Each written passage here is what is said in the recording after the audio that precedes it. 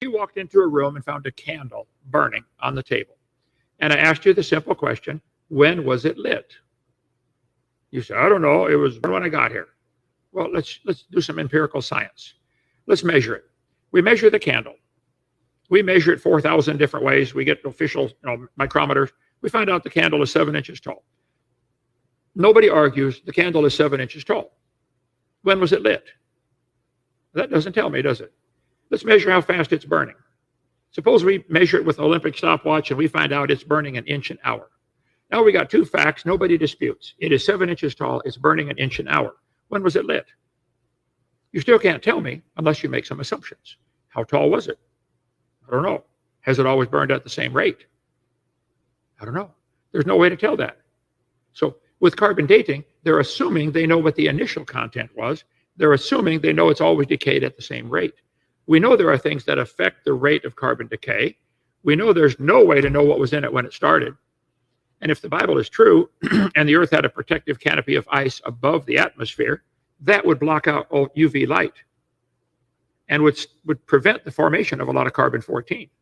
So if you dig up a fossil from the flood, it's going to have almost no carbon-14, and you're going to date it as billions of years old when it just was in a different atmosphere, that's all.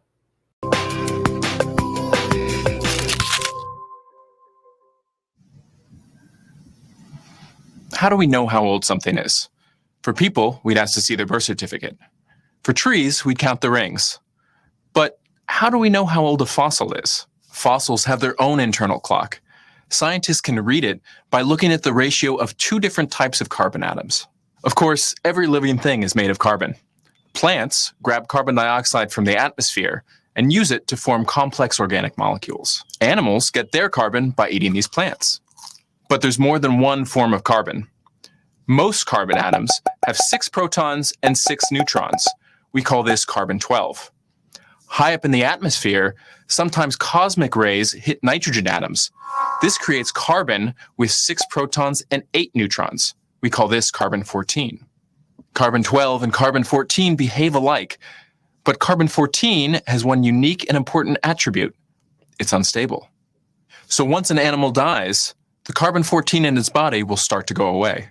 Every 5,730 years on average, about half of the carbon-14 atoms will decay into nitrogen. This is its half-life. After one half-life, the animal will have about half the amount of carbon-14 it started with.